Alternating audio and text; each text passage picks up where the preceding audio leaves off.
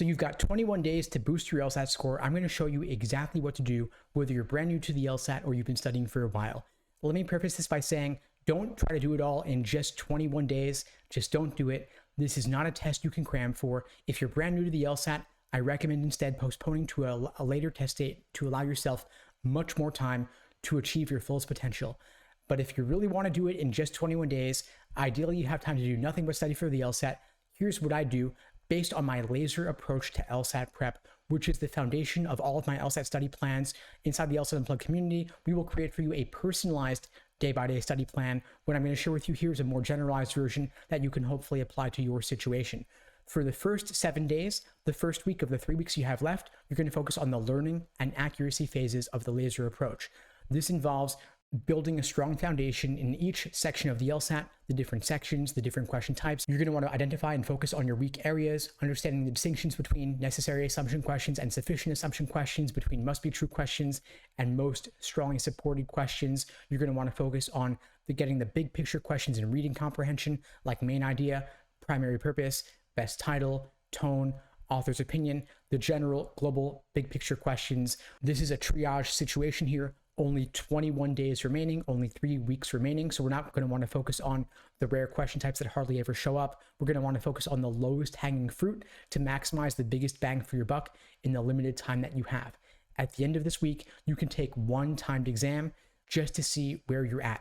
In week 2, the second period of 7 days, you're going to want to focus on the S in the laser approach with sections working on your pacing. In logical reasoning, for example, the questions are presented in a general order of difficulty. The first 10 questions are going to be relatively easier than questions 15 through 23. So you're going to want to figure out how to allocate your time. You speed up on the easier questions to help you build up a time bank that you can then apply to the tougher questions later in the section that truly need it. Then at the end of this week, you're going to take another timed exam to see where you stand. Finally, in week 3, days 15 through 21, you're going to want to take more timed exams, maximum 3 exams every other day. So you take an exam, you then review it, take another exam, then review it. So day 1, take an exam, day 2, review, day 3, take another exam, day 4, review, day 5, another exam, day 6, review, then day 7, take the day off. You always want to take the day before the exam off just to rest and relax so you can walk into the exam feeling cool and confident and ready to crush it. Hopefully, you're not brand new to the LSAT though. Hopefully, you've been studying for a while and the learning and accuracy phases are already taken care of here. Now it's a mix of timed sections, full-length exams, and review. So every week is going to be the same. Weeks 1, 2, and 3 are going to all look identical. Day 1, you take an exam. Day 2, you review it. Day 3, you take 2 timed sections back to back. Day 4, you review those. Day 5, take another exam. Day 6, you review it. And day 7, you take the day off. Of course, if you discover any weak areas, you can drill those on the side. But the day before the exam, you're always going to take the day before off to rest. You watch Netflix, take a hot bath, get a massage, go for a walk, whatever relaxation is for you. You want to walk in feeling refreshed. As I said, the exam is not a test that you can cram for. It's a skills-based test, so you're not going to forget it just by taking a single day off. Now, I talked a bit about review. What does review actually look like? I've developed a framework for this called the Socratic review method, where we help you pinpoint exactly which mistakes you're making and why. So we dive into the unique tricks and traps that you're personally prone to falling for so you can avoid making them again. This involves going beyond just reading explanations or watching explanation videos. It involves taking ownership of your prep process so that you can ask yourself some guiding questions, or we'll guide you through it using the Socratic method to help you pinpoint what mistakes you're making and why, so you can avoid making those mistakes again.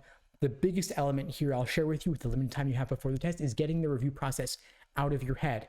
Keeping a mistake log or a wrong answer journal. It could be in a physical notebook. It could be in a spreadsheet or a Google Doc or an iPad, whatever works for you.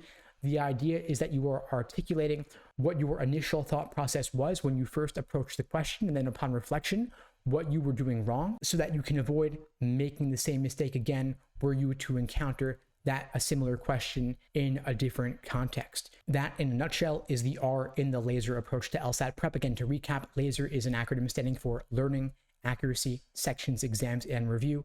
If you are brand new to the LSAT, you're going to cover all 5 of those phases in the 21 days. If you're not new to the LSAT and you've been at this for a while, hopefully you have already covered the learning and accuracy. Now it's just a matter of doing more of the sections, exams, and review. Anyway, folks, that's all for now. I hope you found the video helpful. If you did, please do me a favor and share this with someone who needs to see it. I don't do any advertising for the channel. I rely only on word of mouth to help get the word out. So your sharing this video really does make a difference. And in the meantime, I'll wish you all the best and take care.